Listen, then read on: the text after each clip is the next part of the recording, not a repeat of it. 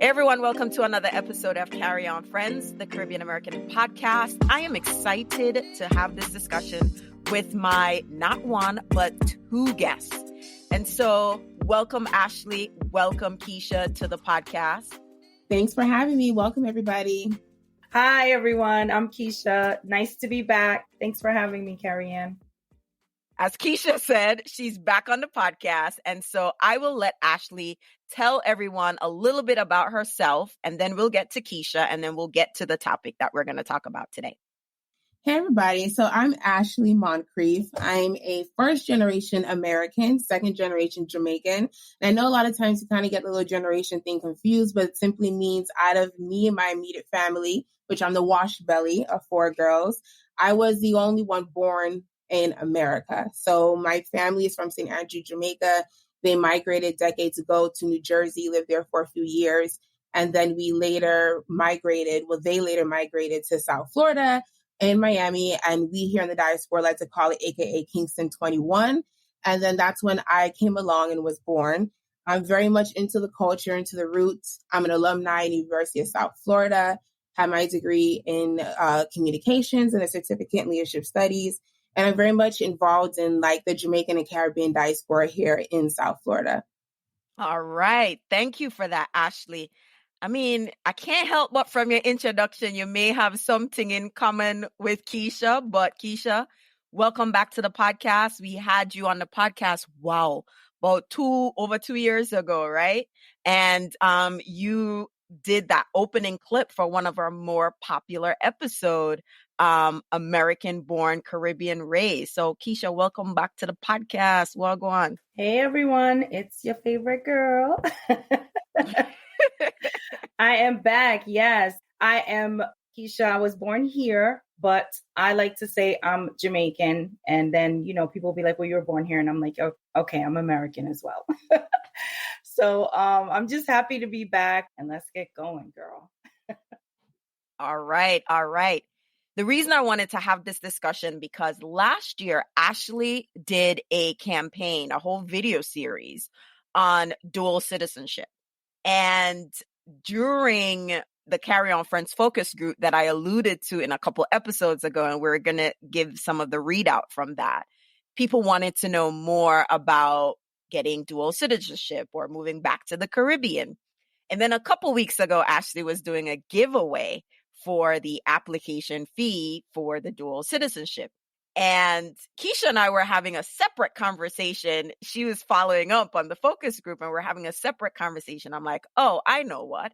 We're going to have this conversation on the podcast. So I want to kick it off by asking, I'll start with you, Ashley. What was the impetus? Why did you choose to go this route to first explore and then ultimately decide to have dual citizenship, getting your Jamaican passport and citizenship there? Yeah. So as I mentioned before, I've always kind of been very cultural and very rootsy. And I like to say, like, as I mentioned before, my parents migrated from Jamaica into the States many decades ago. But when they migrated, they were already adult people. They already had a built-in life partner, right? They're kind of already set in their ways, and they already migrated with 3 children. And I think, though I don't have that personal immigration story, I think it's different when you're migrating with, as an adult with, life partner, as opposed to if you're a child going through like the American public school system, you're kind of already set in your ways. And then you have your offspring. And then so what you're teaching them is really much all you know. So therefore, though, I was born and raised in America and obviously going through the American school system, I was raised Jamaican in a Jamaican household. And at least for my parents, when they migrated, even when they lived in New Jersey for a few years and then later came to Miami, there was always their relatives, their siblings or their cousins who were also Jamaican like them. So they're kind of already in that bubble of being Jamaican. So already having that, raised Jamaican type of vibe, I was always very cultural and very rootsy. And then it wasn't until maybe, I don't remember how old I was, but it was some few years back. I had an aunt, my mom's sisters, and I always like to give the reference of like a seed and you're planting. She gave me a seed, and that seed is going to be a euphemism of telling me, hey, you can get dual citizenship. And that was where the thought now really came into my head. And at the time, I may have maybe looked online, looked at some information, probably through my local consulate, and just to get information. But I actually didn't plant that seed. I didn't grow it. I didn't water it. I didn't give it sunlight or anything to make it into what it was until a few years after that point, when we were planning this family reunion in Jamaica the following year. And I was like, okay, when I go to Jamaica, I'm going to get it done. Because in my research, when you go through your local consulate, they still send everything back to Jamaica anyway. And of course, it was never a rush thing. So I said, whenever I go back to Jamaica again, which was at that point, my family reunion back in 2017, I was like, I'll get it done. And that's, as it got closer, that's really now when I really planted that seed and started to water and grow it, meaning I gathered the information, see what was needed, make sure I travel with all my documentation, my parents' documentation, and the full 9 yards. So really, as I've always been into the culture, what really got me going was when my aunt mentioned it to me about, hey, do you know you could get dual citizenship? And then, as they say, I guess nothing happened before its time. And, years later, at that point, in that initial conversation was when I actually got it done. Wow, thank you. Keisha, what was your story? What inspired you to consider it and actually, move forward with it? So like Ashley, you're right, Carrie, we do have a lot in common. I am one of three, and my sisters were both born in Jamaica, and my parents came here as well. And I was born in California, went back to Jamaica, lived there for a short time, and then moved here with my mother because she was able to come here first through my grandfather filing for her. And I was the only one that could go with her because I was actually born in the United States. And then later she filed for my sisters and my dad. But I grew up in a Jamaican household. I ate Jamaican foods. We live the culture. That's what we are.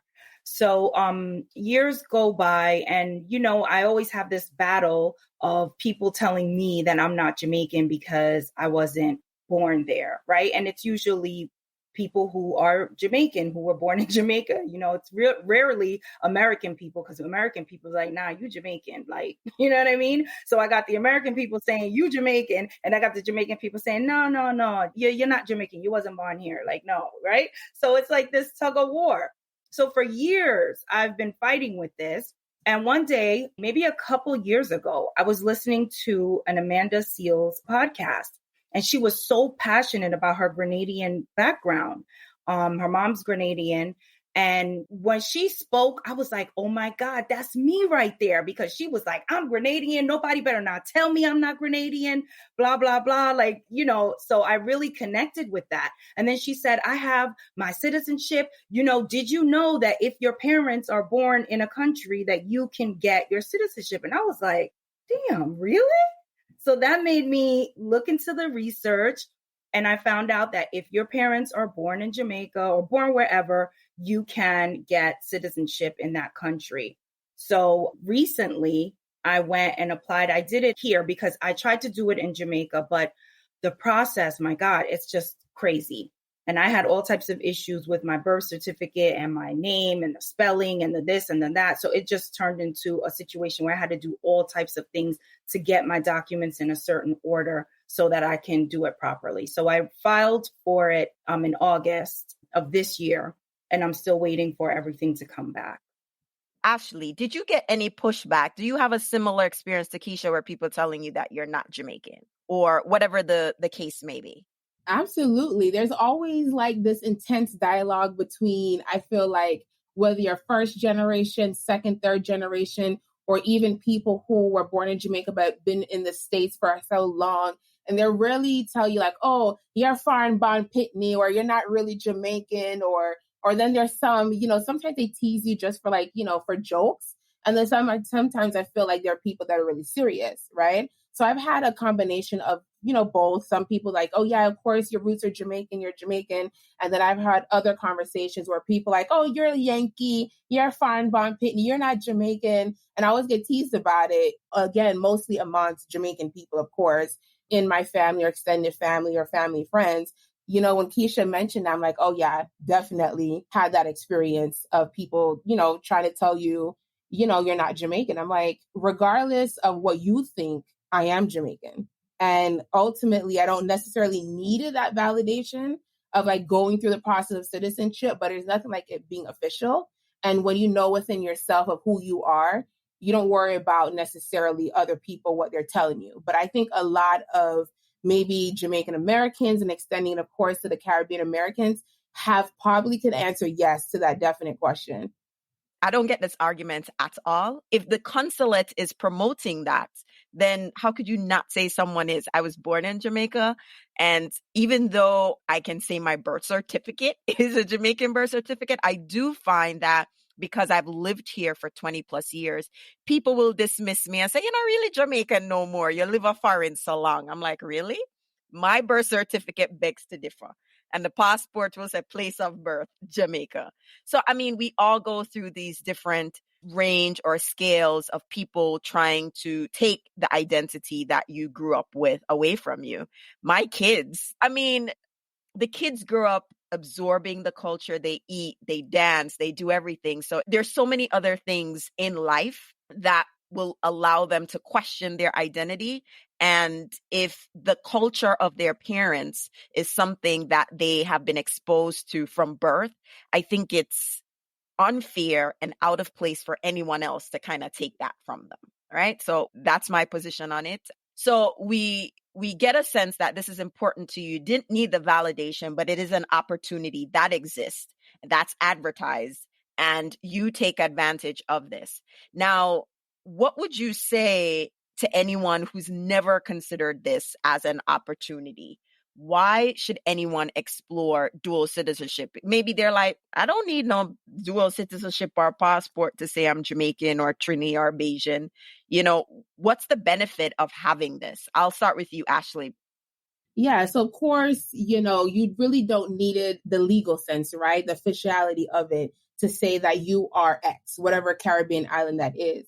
But I've always felt like there's always something different when something becomes official. I've always heard, for example, when I've heard married couples say before when they're so quote unquote playing house, right? They have their kids, they have their unit, but they're not legally married. And I've always heard that once you do get married, something changes. No matter if you were already in that whole playing house situation, something changes once it becomes official. And so I would definitely recommend someone to just look into it. I mean, you may not feel that this may benefit you, but you never know. You're looking at here and now. You're not looking at maybe the long term, how somehow this may benefit you. For example, of course, you don't need to have it official to reconnect or connect with your roots, but that is just another step in the process to connect with your roots. And there are general benefits. I can't necessarily explain in the different Caribbean islands, but of course in Jamaica, whatever benefits citizens do have there, because once you become that Jamaican citizen, you have all the benefits thereof. And then, you're kind of being able to bounce between these two, I like to say hyphenated lifestyles that we live as a Jamaican American or overall Caribbean American. There's definitely, I think, some fortune into it. And I think everybody's personal situation and story is different. Some people's why look different than my why. But I would definitely encourage people, at the end of the day, to look into that secondary, culture that definitely raised you aside from that American, lifestyle. Thanks for that. And I'm going to come to you, Keisha. So in a future episode, not for this year, God spare our life, 2022, we are going to release an episode on investment, citizenship by investment, which is a huge program in the Caribbean, right? So some people, if they invest in particular Caribbean countries, they could get citizenship, right? So if they're trying to get people to be citizenship through investment, if this is an option, I would say it's worth exploring. But Keisha, we were having a discussion, and in addition to you doing this citizenship for yourself, you did it for someone else. Talk to us a little bit about that. Yeah, so my daughter, she also completed her application on the same day. And I just feel like it's important to, teach your children where their grandparents are coming from, their roots, teach them about who they are. Like I have a son who's older, and I explain to him a lot of times when he's just not doing the right thing, I explain to him, listen, your grandparents are from another country. They came here for a better life, for opportunity. I think it's important for our children to understand where our parents are coming from and why they came here, so that our children know that everything that they have here don't take it for granted, because your grandparents didn't have that and they sacrificed to come here so that we could have that and give that to them. So I just feel like you got to know where you're coming from to know where you're going. And I want my daughter to have that connection to her roots where she can, go back to Jamaica, and when they see her passport, they don't treat her like she's some outside visitor, but more like welcome home. You know what I'm saying? Because for me, when I go to Jamaica, I feel like that's a second home to me. I just feel so at peace and seriously, like I feel like I'm home. So I just love that experience. And I wanted to make it official through getting my documentation, my passport, my citizenship, all that stuff. And I want my daughter to also have that same thing. It wasn't until our conversation that even with myself and my husband, born in Jamaica, raised in Jamaica, I didn't think of doing this for my son, Ethan, who we call Ethan Ravas, because everything is about dancing and ravas and ding dong and all that stuff, right? And as we were talking about it, I said he'd be super excited to have this experience, this dual citizenship or having this passport. And then I thought, after we hung up, I thought of a lot of colleagues that I've had through my professional life in the law firm, outside of the law firm. As soon as that kid is born, that kid is getting an Irish passport, an Italian, a Greek. Seriously, it's this thing where you think it's luxury, but they're like, nah, my grandfather, my grand this, and they maintain their passports, and their kids get them and they go to travel. When I thought of it, I'm like, imagine, this is our birthright. We have this opportunity. Why don't we expose, my kids to this as an option that they can explore, that, hey, they can get this, this Jamaican passport and not just say, oh, my parents are Jamaican. Here's this documentation also that supports or encourages them to be, in touch with their culture, or the importance of traveling or exploring, their culture, their heritage, and just the world. So, this was the beauty of this conversation. So, Ashley, I want to come back to you. You've done this campaign. What has been the reception? And I know we're talking in the Jamaican context because I know that you're doing this, but this definitely applies to anyone of Caribbean heritage to explore dual citizenship or getting your passport for your country. There's so many things that are going on in the Caribbean. But Ashley, what has been the feedback, the reception? What have you seen? What are questions, concerns people have about dual citizenship?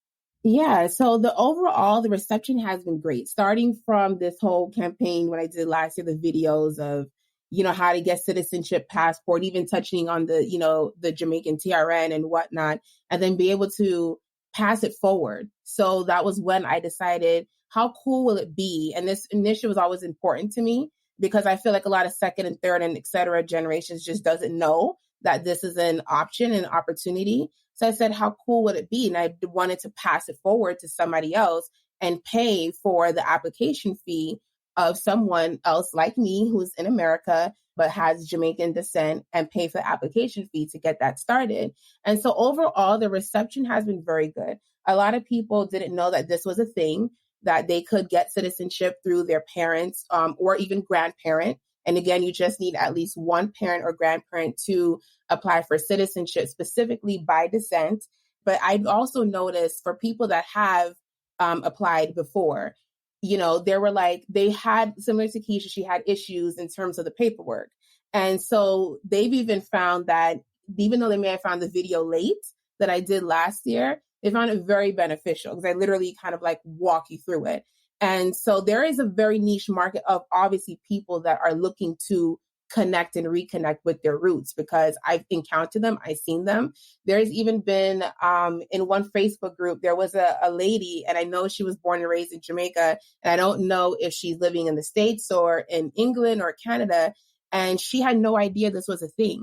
And when I presented the information, she was like in awe, because she was like, oh, she's going to make sure she gets the citizenship. It was either for her daughter or granddaughter, because I think she was to inherit maybe land or property in Jamaica. And I don't know in that terminology, if someone's inheriting anything, if they would need to kind of show aligning documentation. But she was super excited, just even something like that this was even a possibility. So therefore, there are people who are looking to get this for their children. And even from doing the little scholarship giveaway, I had 2 people that I know of reached out to me, and they were like, oh, I definitely either need to apply or watch a video, because they were interested in getting it for their children.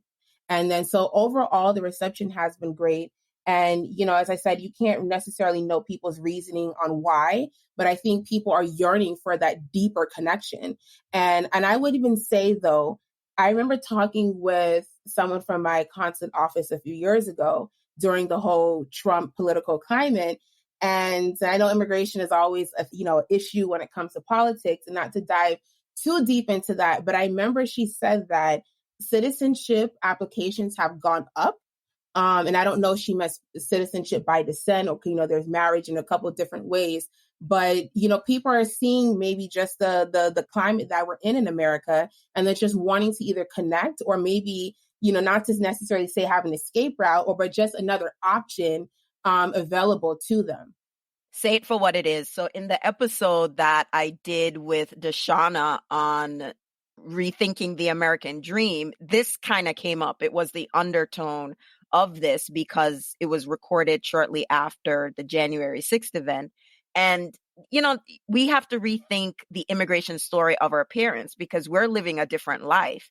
Most of us know of people who come here and never go back to Jamaica, whereas now we live in a very digital world. So we can go live there and work if we choose to. So it is an option to explore.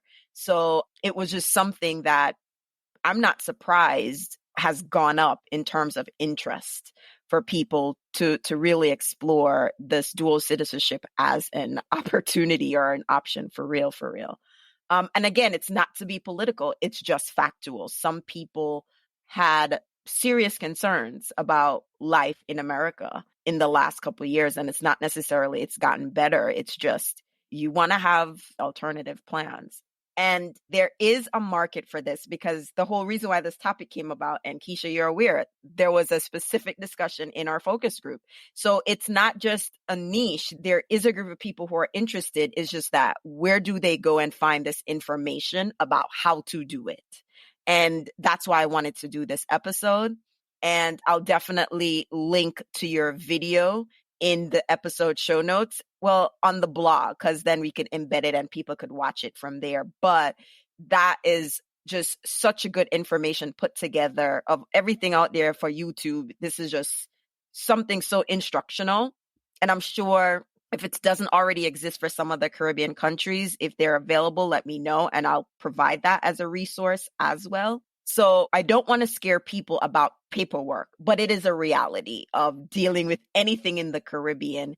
I just did an episode on doing genealogy research in Jamaica. So I did that research. It was exciting and everybody was now excited. But we also have to manage expectations because, like you said, Ashley, this paperwork is going back to Jamaica, and there are different COVID protocols. Have you any sense of how these COVID protocols are impacting how things are processed? Or if you don't know, that's fine.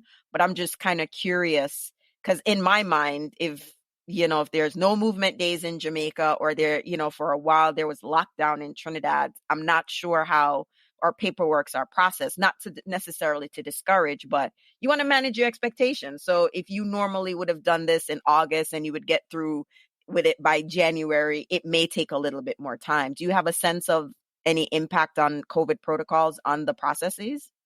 Yeah, so on the consulate side of things, I remember even doing these videos last year. Of course, we're still in a pandemic, but during the height of it. And then there were people that reached out to me, and I even recently checked for myself just up to a few weeks ago. If you're going to your local consulate, so of course I'm checking the Miami consulate and even the New York consulate, because one of my cousins in New York was interested in getting hers as well as a first generation American.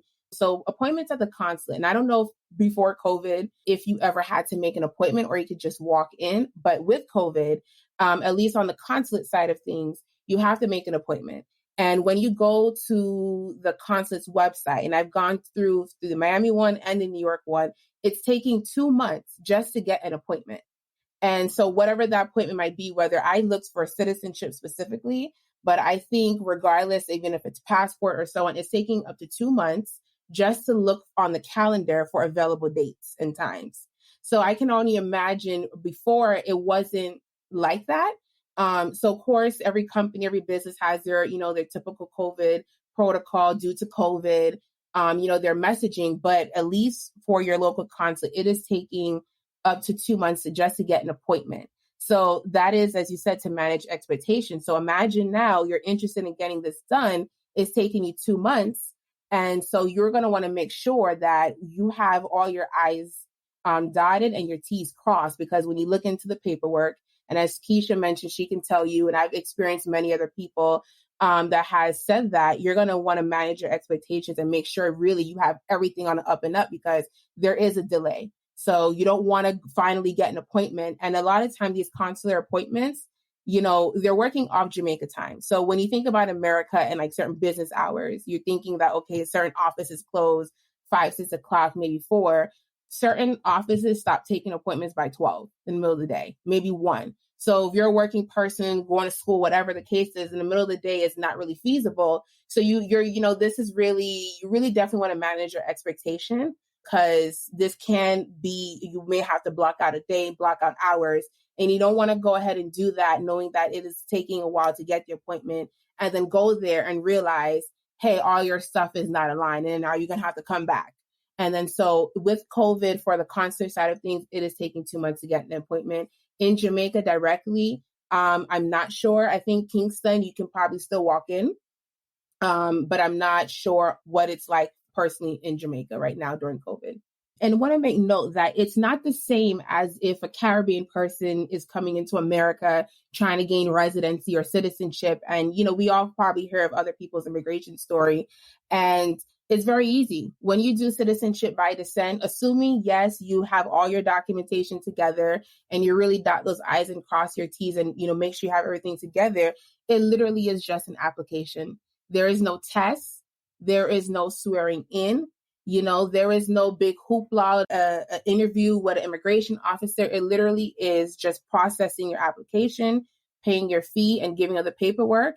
And they'll let you know when it's ready. If, like for me, when I applied in Jamaica, they called, he called my uncle and said it was ready because I wasn't still there to pick it up. And he picked it up for me and then dropped it off to me when I seen him next time. And if you go to your local consulate, they'll mail it to you. So it really is very much a simple process. Don't look at it on the other aspect of when you hear other people's immigration story trying to come to America, because this is in Jamaica's constitution. It is part of your birthright.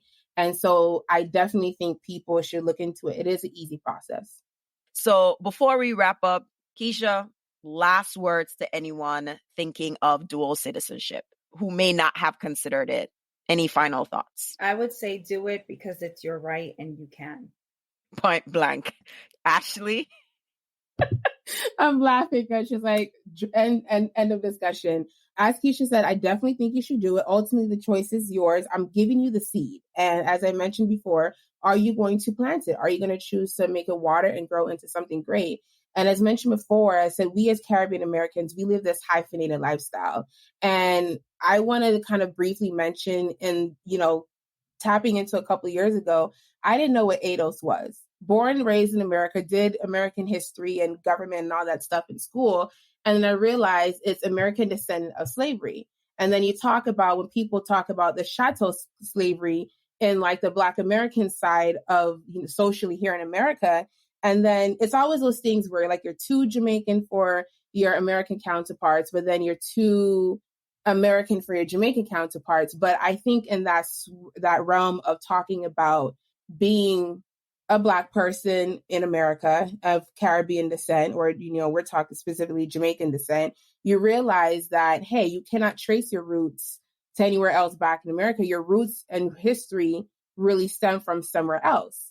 And then so you realize like, hey, I'm American, but then in certain conversations, like I really am not American. So you want to have, I'm not saying an escape route, but just have, it's a privilege. And I do understand that it is a privilege to have, these secondary citizenships, but don't count out that culture that helped raise you, whatever that specific culture is. So definitely look into it. As I said, I'm giving you the seed.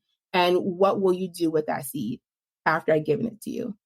Man, I just love when everything comes together because the American born Caribbean raised, that's exactly what Tracy, one of the guests, said.